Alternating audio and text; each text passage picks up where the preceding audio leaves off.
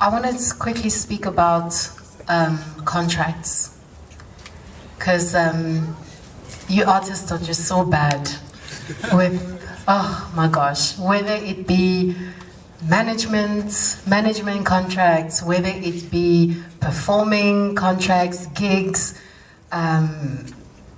just simple things like that. And I wish, I'm so glad, you know, there's this forum, because I would really want you guys to understand how easy it is. A contract is a very simple document that you can literally, while you're sitting there, put together. You put your name, the name of the person, what is it that we are agreeing on, how much are we agreeing to, and, for example, payment terms.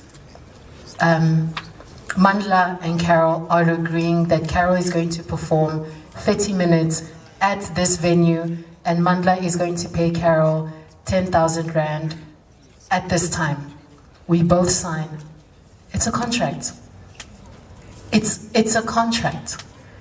And a lot of times artists get, you know, excuse my term, but they get screwed over because they don't, you know, like Manda was saying, you need to take yourself seriously as if you are a business. You are a business. People are looking at you. When people see you as potential, they're not looking at you as Mandla or Carol. They're saying, oh my gosh, we have found the next way to make money. We have found the next big idea. And when they see you, they see dollar signs. And so you need to see yourself the way these people are seeing you. And so you need to take yourself seriously. You need to behave like what Manda was saying. And this is what I always say to the artists I work with. You are a business. Act like a business. Register yourself as a business. You know, Carol Pty Limited. You know, get the necessary documentation. Google is amazing. On Google, you can find any types of agreements regarding artists. There are so many websites that are there to help artists, you know, to help them protect themselves. You know, 1 pages, you know, 2 pages, very, you know, little things like that. Tips on what you can do, what you can't do, what you should do, what you should look out for. The information is out there. And so you need to take time and invest in yourself. The way that you're investing in writing your music and listening to beats and putting stuff together, you also need to take time and invest yourself as a business. Find out what is it that you need. What type of team do you need to put yourself around? As an up-and-coming artist, it's not always going to be easy because you're going to be your own manager, your own road manager, your own, you know, your own PR person, your own, you know, and that's the thing that you need to do in the beginning. In the beginning, it's good for you to do that because you're learning the business by doing the business yourself.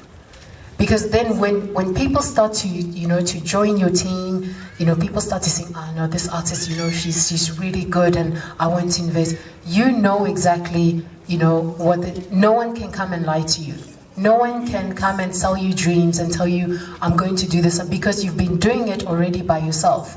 The mistake that a lot of people do is that they just want to focus on the music, on the creative side, and then, no, I don't want to deal with the business. That's, I want to get somebody else to do that. That's how a lot of artists find themselves with managers who steal from them. They find themselves bankrupt because they left the business to somebody else and they didn't care about themselves as a business. No one is going to care about you more than you. No one is going to care about you as a business more than you. People who are going to come, who are going to look at you, come and want to work with you, are looking to make money for themselves. They're looking at you and saying, wow, here is an opportunity to make money. How am I going to make money? I know that by making this person famous, I'm going to get money. But if you're not smart enough to ask yourself the right questions, you know, to understand basics, just basics. You don't need to know everything, but just know enough to not let somebody lie to you, to not let somebody, you know, cheat you out of a contract. like I love movies like Straight Outta Compton, where we can see what happens when you surround yourself with bad people, with bad managers, people who, you know, who are looking out for themselves and who are looking out, you know, to make a quick buck off you. Because it's so easy, you know, some people will look at certain artists and be like, you know what, this artist isn't going to be here for a while. This artist is going to be here maybe for the next year or two, one-hit wonder, for example. So I'm going to make as much money as possible, and then I'm going to, you know, to leave this artist and move to the next. And you need to create a mindset for yourself that, you know what, I'm not here just for quick fame and then I'm disappearing tomorrow. I am building a long-term business plan. So think about, you know, putting together a business plan for yourself as an artist. What are the things from a marketing point of view? What do I need? Find out. Speak to people who are in the marketing sphere. From a legal point of view, you know, I have a Twitter page where I give on a daily basis, just legal tips on what you should look out for if you want to sign with a label. What are the things that you should look at? Don't be afraid to say, I don't understand, please explain, what does this mean?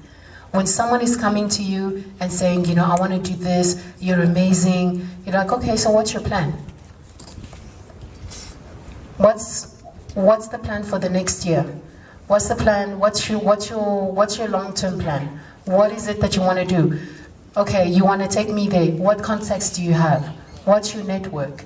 If you don't ask yourself these questions and ask these people these simple questions, and these people cannot answer you, trust me, they're just looking for ways to make money off you.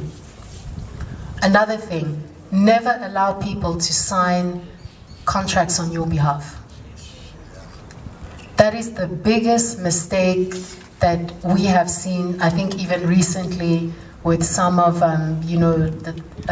some scandals that have come out of the music industry, you know, in the last couple of months. Artists allowing people to sign contracts on their behalf, so they have no clue what they're being signed to.